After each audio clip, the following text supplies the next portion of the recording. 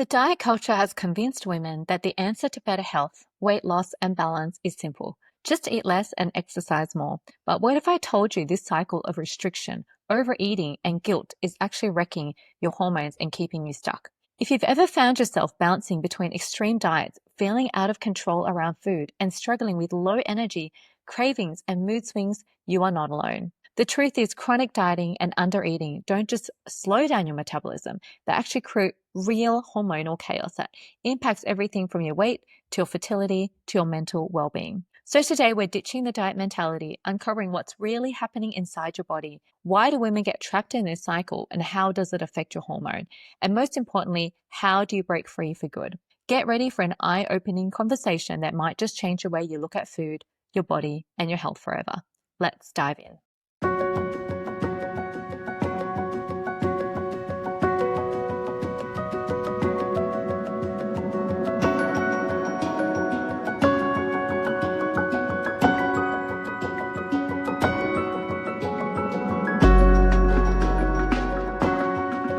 Hello, and welcome to the Holistic Health and Hormones podcast. Today, I'm super excited to have Emma on, and she is an online nutritional coach, a personal trainer, a group fitness instructor with over 2 decades of experience. Emma has the privilege of transforming lives and bodies of hundreds of women without spending endless hours in the gym or stressing over every meal. Her mission is simple: to help women lose 20 pounds or more and feel amazing doing it without the gimmicks, extreme diets, and just practical, sustainable habits that fit into our busy lives. She takes pride in simplifying an overcomplicated problem and is committed to ditching diet culture and creating a plan that works for each individual diet so they never have to diet again. Welcome, Emma, and thanks for joining us. That sounds amazing. I'd love for you to hear more about how we can lose weight without all the extreme diets, because I've seen it all, as have you, I'm sure. Absolutely. Well, first of all, thank you so much for having me. This is really exciting. This is what I do day in and day out, is really talk to women about, what we can add into our lives. I think for a long time we've been taught, what do we need to take out, right? What can we pull out? What we need to ditch? We need to stop doing this. But my philosophy is really like, what can we add in to drown out all that other stuff and make it sustainable and long term? Yeah, and that's the main thing. It's a sustainability, because right now, I think in our culture, it's always like a quick diet. What can we do to lose weight quickly, right? And it's like, well, sometimes if you've taken that long to get into a certain weight and a certain lifestyle, you can't undo that in a couple of weeks or months even. You really can't. And what I often see, and certainly in my business, is we get stuck in this under eating, overeating cycle, right? And so it's like we get this crash diet that your neighbor did or your sister did, and it's all going to work, or some magic number like 1,200 calories. Like we're just going to do 1,200 calories, and that's going to work for a hot minute, and that's going to make you feel better. Your pants might get a little bit looser, but at the end of the day, it's not sustainable. We can't live like that. And the long-term implications of doing those crash diets and just kind of throwing stuff at the wall and hoping that it sticks is really where we get into a lot of trouble as women, hormonally, emotionally, all of those things. And I think it's just part of the diet culture that, people like you and I, we're here to break and we're here to bust. Exactly. And it totally, like you said, it does disrupt people's hormones. And as women, right, it's all about the hormones for us. And so let's dive in and basically let's talk about how it can basically affect our hormones, our cycles and that. And why do so many women fall into that cycle of dieting, overeating or undereating? What is their reason behind, why they get into that? Is it just they've started it and before you know, they haven't got the right advice and they just continue, on this cycle of emotional eating, diet eating? All of the above. Yeah. It's really counterintuitive, right? To be like, and you and I know this, eat more. Well, we've been told to do more, eat less, and we will lose weight, right? But you and I know that it's really about eating more of the right things, right? Correct. And that's really counterintuitive to somebody who's been told for 20, 30 years, no, you've got to do it this way. So it's a really hard concept to get behind. It's like, well, what do you mean I need to eat more? We've demonized carbs. We can't have any fat because the industry has told us that that's all bad stuff. And so the other part of that puzzle, though, I think, is no one's talking about protein. Number one, no one gets on the protein bandwagon and tells women that how important all of the protein is. But I also think, just as a society lifestyle, we are busier than ever, and we are piling onto our schedules within our family. Personally, it's like do more, keeping up with everything. And I think we've just gotten to this point where it's got to be that instant fix. It's got to be that instant gratification. And the other thing, the other side of this too is, there's so much information, right? There's so much information with social media and all of the talking that we're doing about diet and weight and health. It's hard to know who to trust, right? It's hard to know what's right and what's wrong when we're scrolling through TikTok and Snapchat and Instagram and all the things. And so I think that's kind of where we are now as a society. We don't know who to trust. I think we're too busy to take the time to really research and figure out what we need. And I Yeah. think it's counterintuitive, right? It's like, what do you mean I have to eat more to lose weight? That doesn't add up. That's not what I've been taught for the last 20, 30 years. There's also so much information out there. I mean, even if you're on TikTok, even if you're on websites, and we have to realize that we're all individuals, right? And not one size fits all. And that's the thing. If you're going on to internet is too much of information, right? It's information overload. You're like, well, what is going to work for me, right? And it is an individualized thing, if you're working with the right professionals, because we are all with different people, right? We've got different habits, we've got different genetics, we've got everything is different about, what's going to work for one person is not going to work for another person. So Yes, and that's such a great point, because a client that, might work really well with me may not follow your way, and vice versa. And we've got to make sure that that client, coach relationship and connection is there, so that it is sustainable and it is something that we can follow for a long time, and we can really trust and lean into that relationship. So how does chronic dieting impact, like, again, the hormones, metabolism, and your overall health? So if some people may have been dieting, like, what's the longest you've seen when someone's come to you in terms of a specific diet? Well, let's backtrack a little bit. I can talk about this from a personal experience. More so than my clients. I think everybody kind of comes in, they just feel like they've been on a diet forever. Like they might have a cup of coffee and a boiled egg for breakfast, and then, a salad for lunch. The same thing. They've basically been eating the same diet. It's not chronic. They may not think it's chronic dieting, but It really it's is. the diet. It's chronic health patterns that they've been doing all their lives, basically. They Massively, haven't changed. yes, massively under eating, somewhere around that 1,000 calorie mark, and they don't really know how many calories they should be having. So this just kind of feels right. But I can tell you about, probably 5 or 6 years ago now, I was group fitness instructor, in and out of the gyms, teaching all of the classes. I was the cardio queen. I teach spinning. I will be the oldest spin instructor on the planet. I think I love that format. And I was doing all of that. I also had 2 little kids at home, and my schedule was a little wacky. I was getting up at 4 to go teach the classes, just like any gym, Fit Pro. And then you come home, and then, you start over in the evening. So my sleep was kind of tanking. My youngest was probably about 3. So I wasn't postpartum, but I was closer than I am now. And what was happening was, as I was overtraining, which I think a lot of women do, we overtrain, we turn into that cardio machine. We're like, well, I've got to lose weight. I've got to go. The things that's that we're burning off the calories, right? That's why they're overtrained. Exactly. For me, as a fit pro, though, I was just caught in the cycle, right? I was just caught in this is my job and this is what I do, until I hit a point where I wasn't feeling right. And I can list the symptoms. I was losing hair. Massive chunks of hair were coming out of my hair. I was cold all the time. I was tired but wired, right? So I would crash and burn, and then I would be up for, I just had no regular sleep pattern, sprinkled in with a 3-year-old who's a little questionable on the sleep.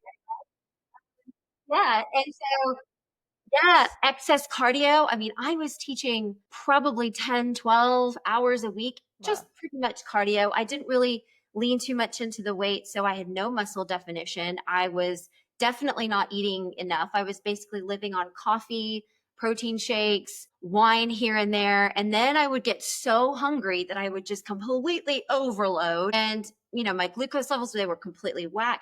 And I just felt off. All of that to say, I felt off. So I went to my dietitian and I said, I need help. I don't know what's happening, what's going on.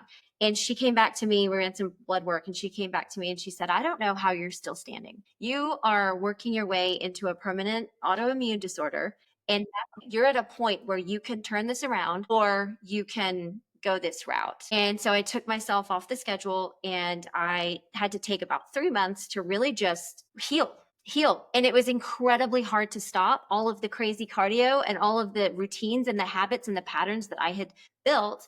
But I had to do things like restorative yoga and have, telling a spin instructor that she needs to do restorative yoga. It was really tough. Yeah. I needed it. And the color came back to my skin and I stopped being hangry and I was thinking clearer and I could sleep.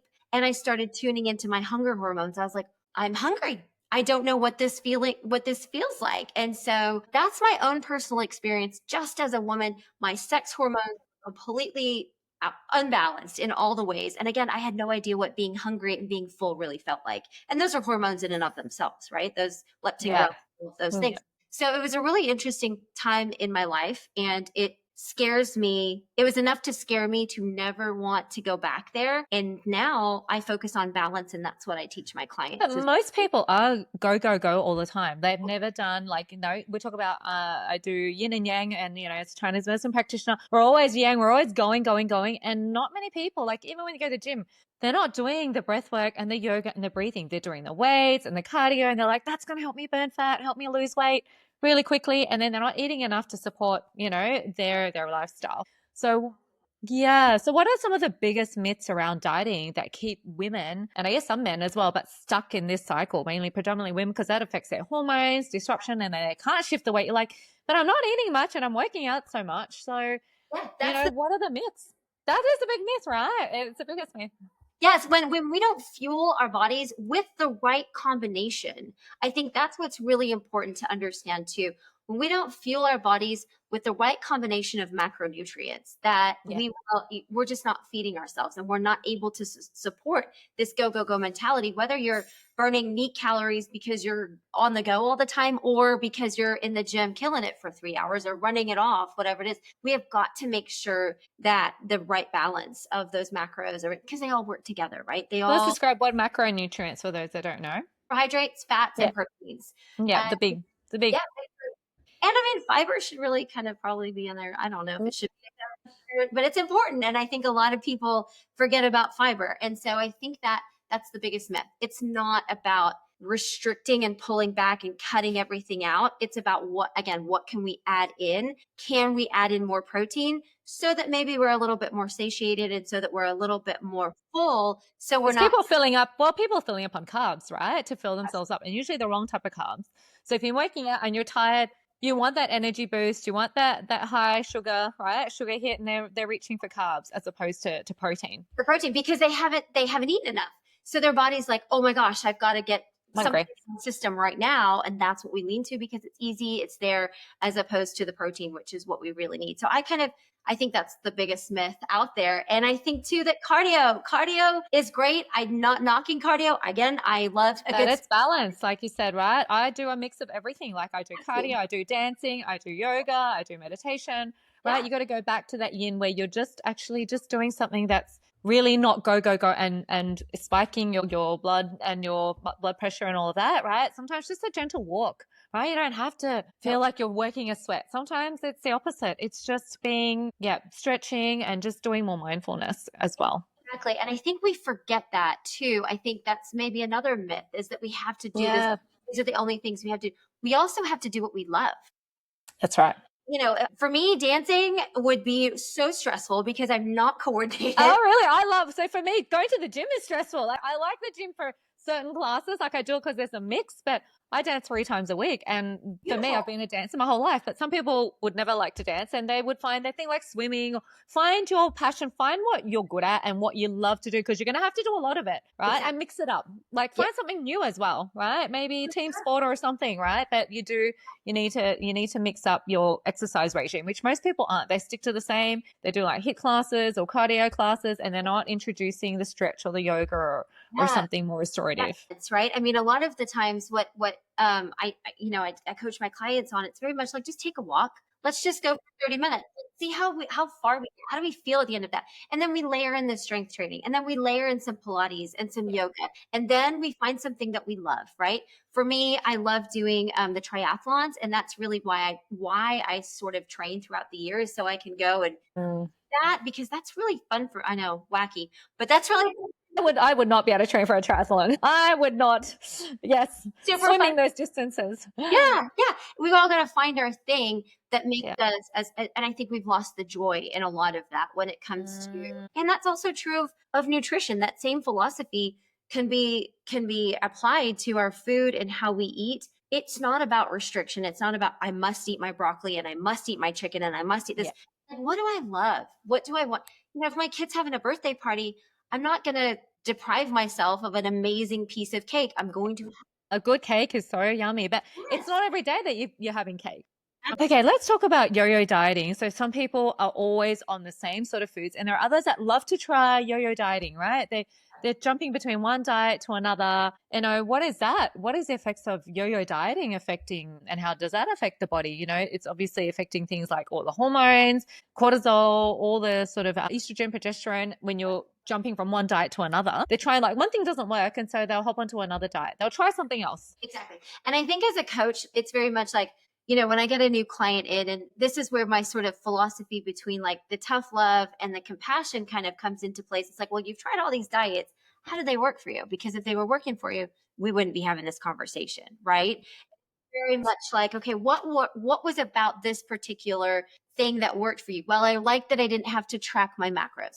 Perfect. Okay, so we know that maybe more intuitive eating is your style. So let's talk about, what your plate should look like at every meal. And it's like, things like, well, I really liked keto because I just liked not feeling so bloated after eating carbs. Okay, great. So maybe that's something we need to dive into a little bit. What kind of carbs do you typically eat? I think, we get stuck in this idea of like that instant gratification again. And it's not happening tomorrow. So it's like, oh, well, it's not working. When really, are you sticking to the plan as you should be? Do you have the guidance of a professional? Are you following the rules? And I think that that's really, really important when it comes to these yo-yo diets. We just want the next thing. We want it. We would put all this hope into this idea. I think it's a lot of mental games that women play with themselves. This idea that we're always chasing the last 5, 10 pounds, the last 10 pounds. I can honestly say in 2 decades of doing this, I have never met someone who has said, no, I'm good with my weight. I'm really good.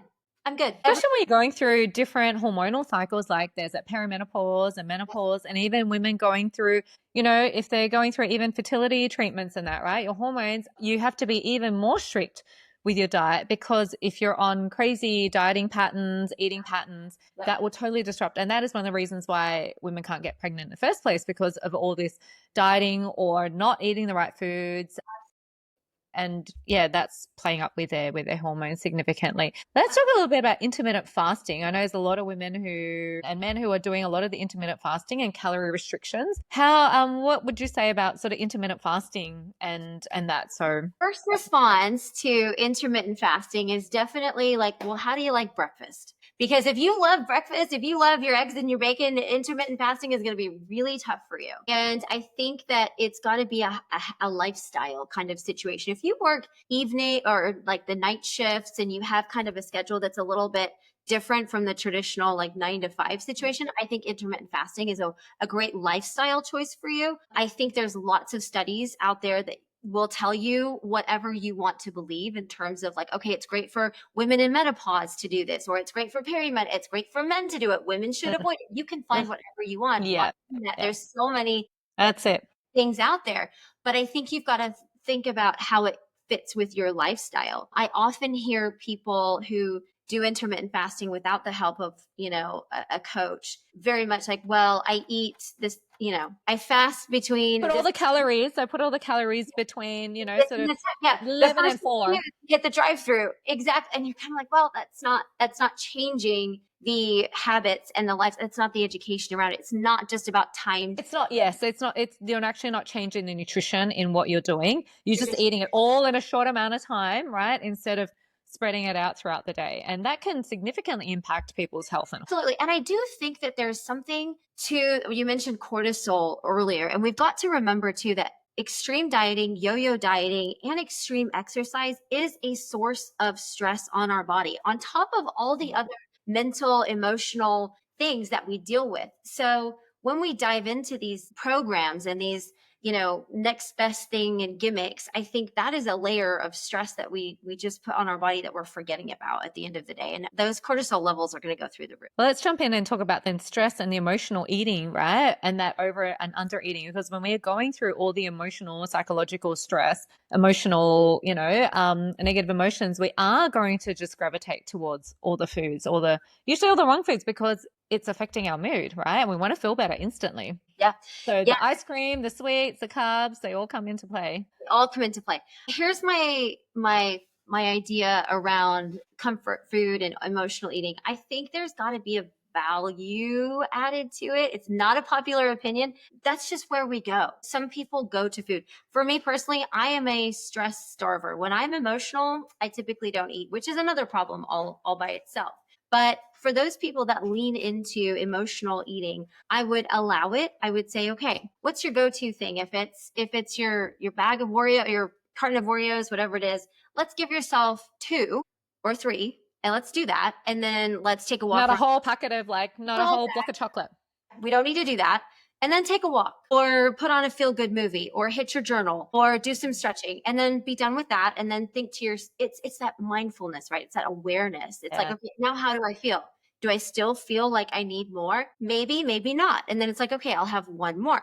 Okay, how do I feel now? And at some point, that awareness, that mindfulness is going to kick in. And the other thing about this too, when it comes to emotional eating, not only do we have to sort of allow it to a point, but sometimes it is going to go off the rails. It's when it leads to a binge cycle and it leads to like, okay, I'm having the Oreos and now I'm having the cake and now I'm having the chips and now I'm having this. And you have no self-control, because then you've got to see, well, what are the triggers? What is the problem here? Because if it's the same patterns every single time, the awareness needs to come in. It's like, oh, this is not good, right? Every time I get stressed or I'm depressed or I've come home from a stressful day at work, I'm doing the same thing. And if you're doing it all the time and the same patterns, that is not healthy. Then you got to look at what is it that is causing me to go into these same patterns and stressful eating. Absolutely. I remember I had a client, 2 different clients actually. One who would come home and immediately go to the couch. And so when she went to the couch, it became like, oh, well, I'm not going to take my walk. I'm not going to do this. I'm just going to, and then it became this shame cycle, right? Well, it's already 6:00. It's dark outside.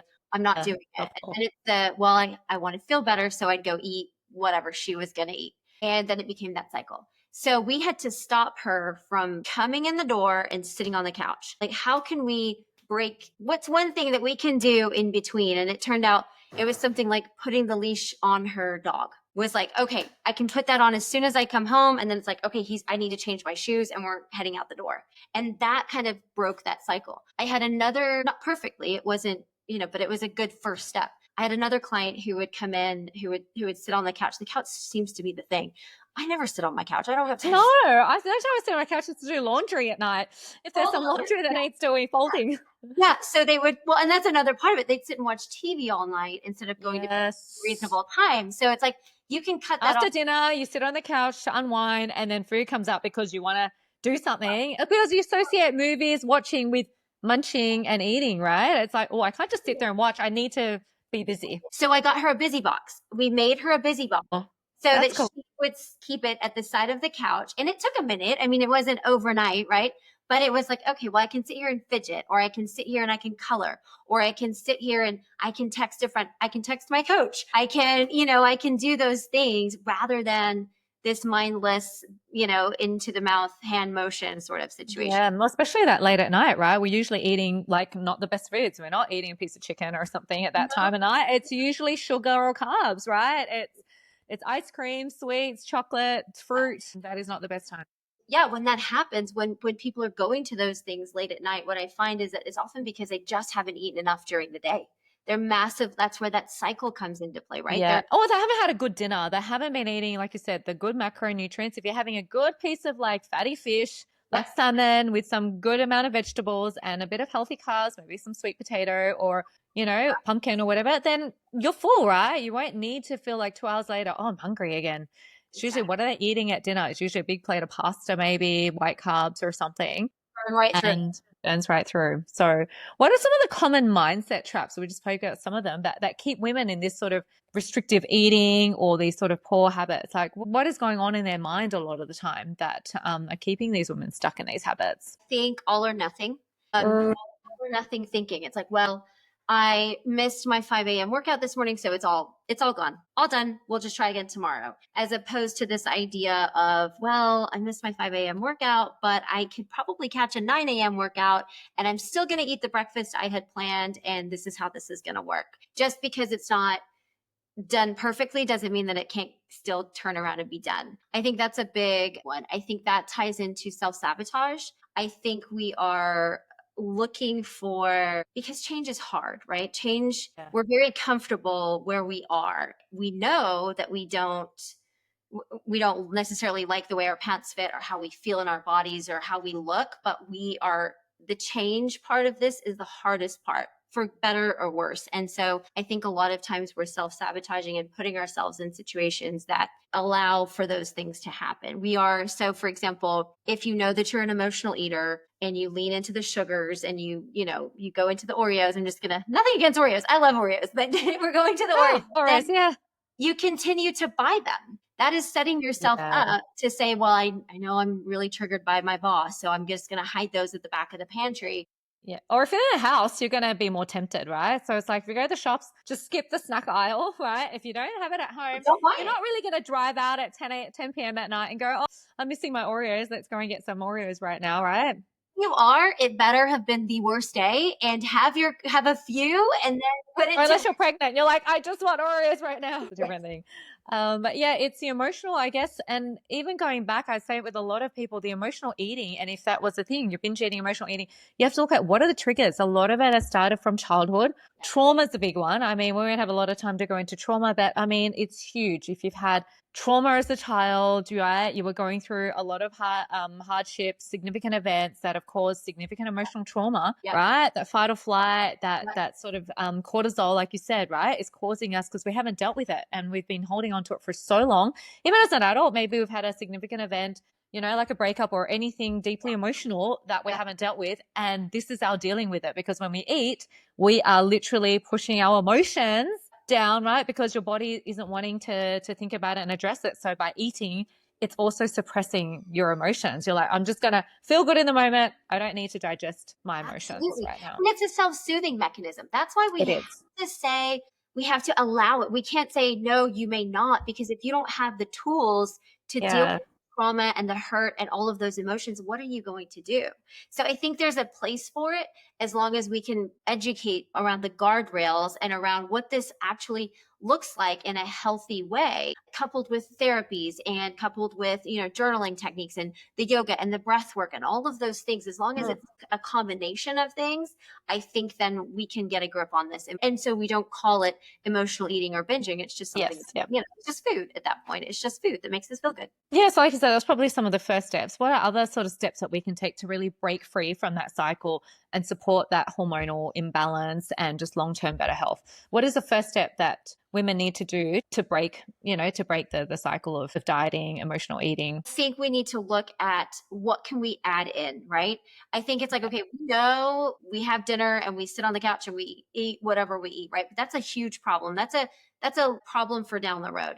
Tomorrow morning, what's the next best thing that I can do for my body right now? Is it preparing some overnight oats that I will have in the fridge ready to go? Is it, booking a workout with my favorite instructor at my favorite dance studio?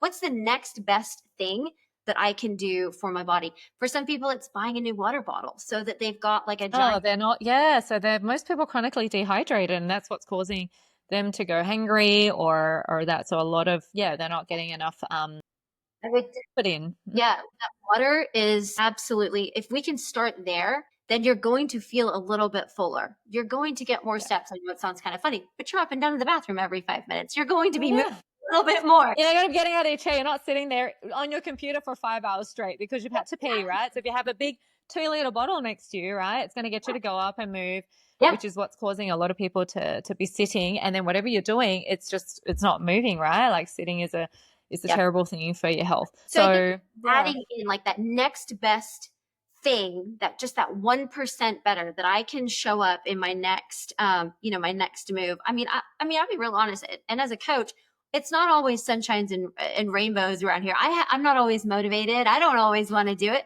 but that mentality of, hey, I have choices and it's that 1% better. Yeah, and I think it's learning to trust their bodies, learning to read the signs, like you said, the awareness. It's also the preparation beforehand. Like when we aren't prepared and we're just like, we're going to work and on our way, we're getting a coffee, we're getting some muffins for breakfast, and then we're eating out for lunch. Like it takes a little bit of work to actually plan out your week and go, okay, let's shop healthy. Let's actually go grocery shopping, make a list. We're going to eat fish. We're going to eat chicken. We're going to eat some red meat.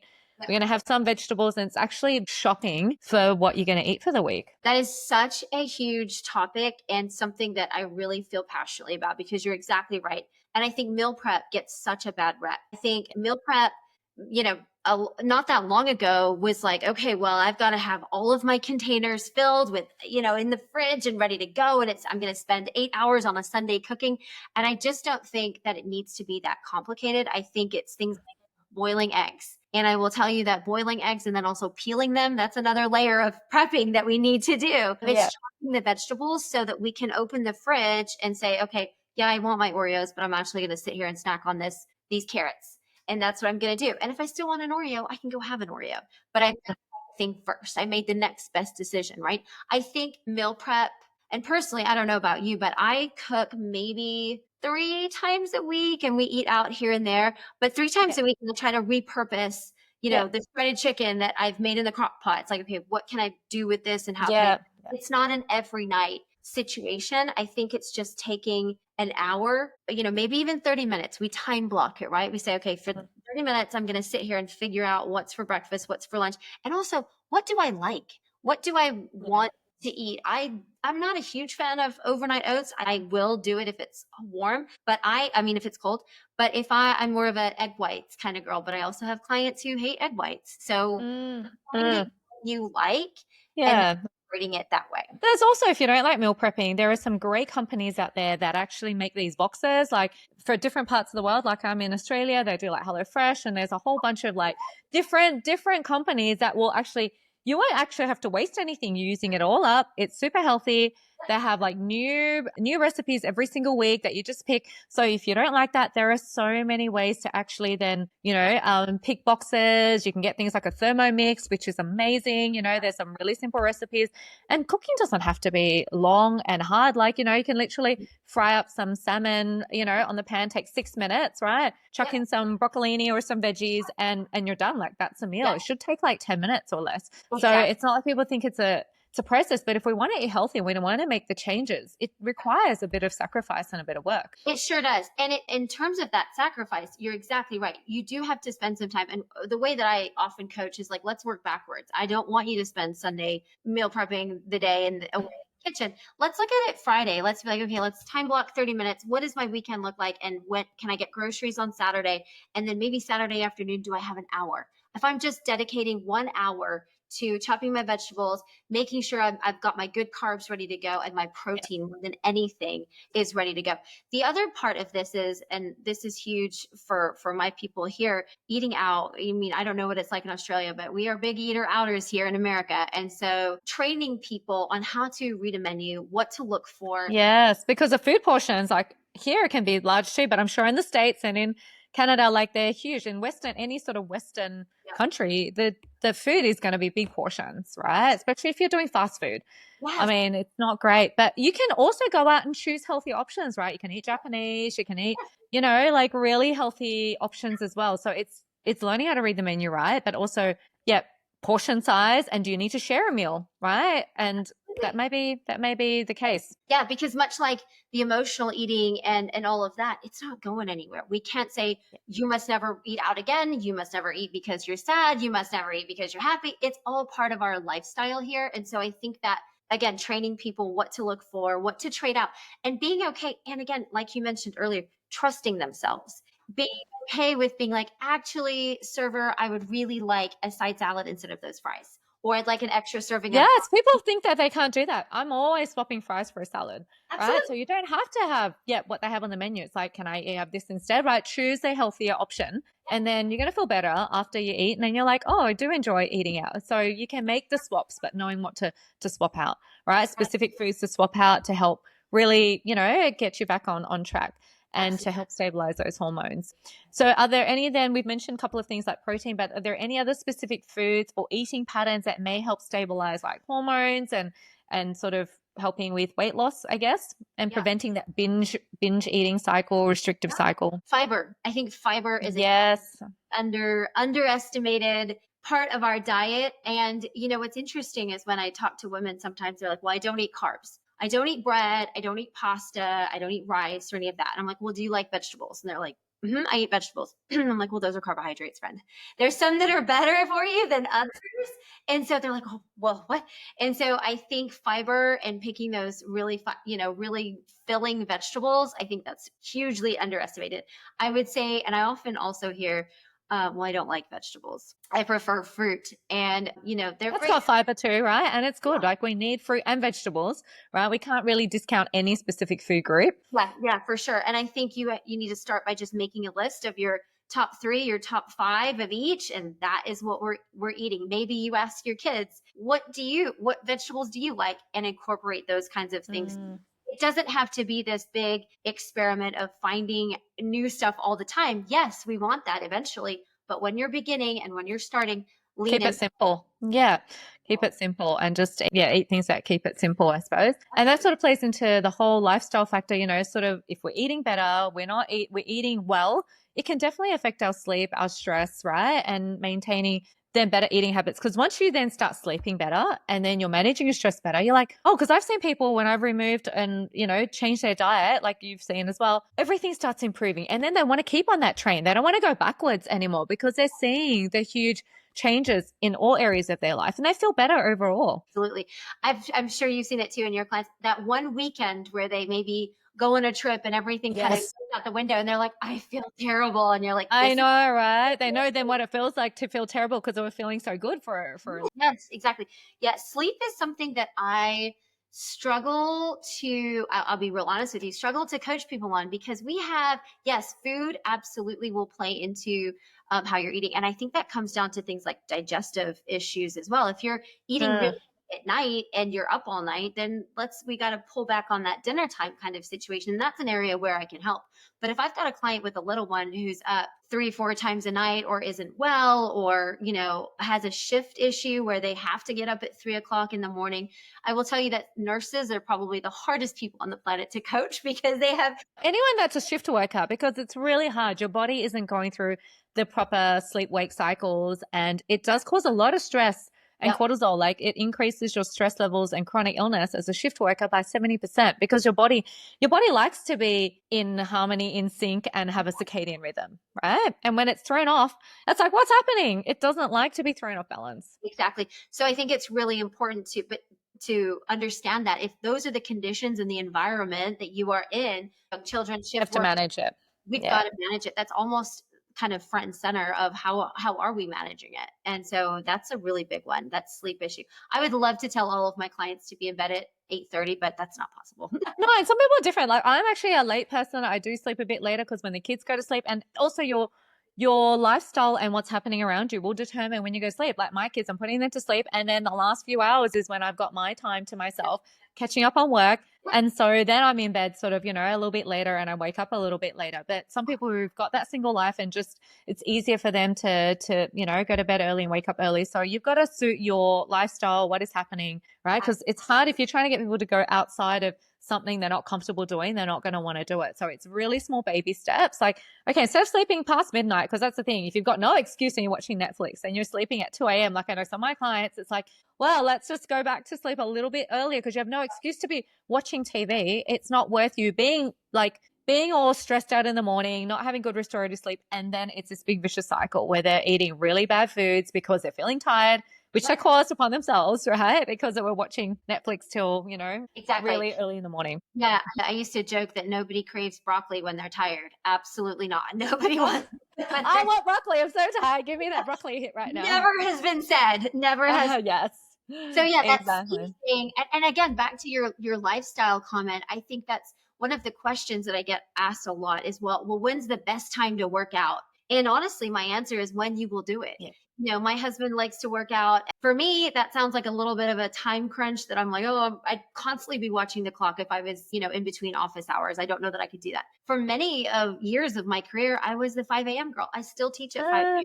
occasionally. But, for some people, it's getting home at night. And again, It has to work with your work schedule as well. But like you said, ideally there are times where our cortisol peaks, like they said, like within an hour of waking or 10, 11 hours after waking, right? But it doesn't fit with everybody. But again, yeah, as long as you're doing it, it's better than not doing it. And again, just get started. If that workout, I mean, I can honestly say the only time I will probably skip a workout is if it's 6 o'clock at night and I haven't done anything. I'm like, I'm not going to work out because I will sleep well. And so I think that is something that lifestyle situation, right? If you find that you don't have good sleep and it's like, well, when are you exercising? 8 o'clock at night? Okay. How about we pull that back a little bit? Or maybe we make it that lunchtime. How can we play switcheroo there and get it done at a different time so that your sleep is not disrupted? Yeah, exactly. So I guess as we're wrapping up on this sort of topic, what are some practical ways to really shift that diet mentality or just even poor eating habits to a really nourishment focused approach and that balanced approach?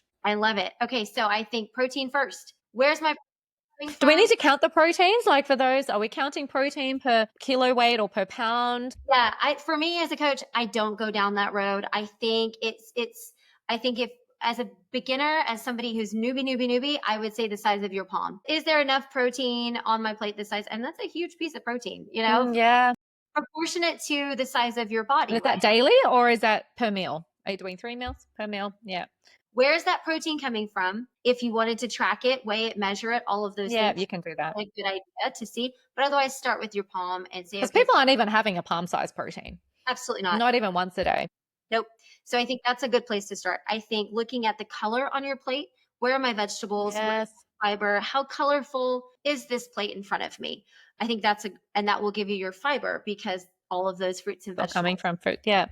The next best thing I would say would be your hydration. Get a new water bottle, get excited about drinking water, whether it's putting in a little, some electrolytes if you need it, or some fruits, lemons. Even some flavoring. There's some great natural flavoring you can put in if you really hate the taste of water, or, a really diluted herbal tea, or put some fruit or vegetables, whatever's going to make you drink water, especially if you're a big coffee drinker or a caffeine drinker or a Coke or anything that's caffeinated, it's going to really pull that water out of you. Absolutely. I think protein, fiber, hydration, those are three, and moving your body. That would be my tips on just move. However you take a walk, set your clock for 30 minutes and say, how far can I go? Okay, I don't have 30 minutes. I have 20, or do I have 10 minutes now and 10 minutes at lunch and 10 minutes, at dinner? And can I move a little bit more? That would be another tip I would give. Awesome. Thanks, Emma. I think there were some amazing tips. So last takeaways? I like to end my classes with eat your protein, drink your water, have a great day. I say that. That's a good tip. If you can get that right, you're in for a start. At least you're starting the process of the awareness, because the water is a big piece for sure. Yep, absolutely. Awesome. Thank you all for listening. I hope you got a lot of some amazing tips. And just start with the water, start with the fiber and the protein. And we're going to put some links in the show notes. So if you want to reach out to Emma for any other questions, it would be amazing. Thanks, Emma, for coming on, and thanks for all your tips on dieting. And it's so needed, because I think a lot of women struggle with dieting and with food. And overthinking the whole process is just that next best thing that we can do for our bodies. Next best thing. Thank you for tuning in to the Holistic Health and Hormones podcast. If you found today's episode inspiring or informative, please don't forget to subscribe and leave us a review. It will help us reach more people just like you who are on their journey to vibrant health and balance. For more tips, resources, or to work with me, please visit my website or connect with me on socials. And remember, your health is your superpower. So keep nurturing it, and I'll see you next time.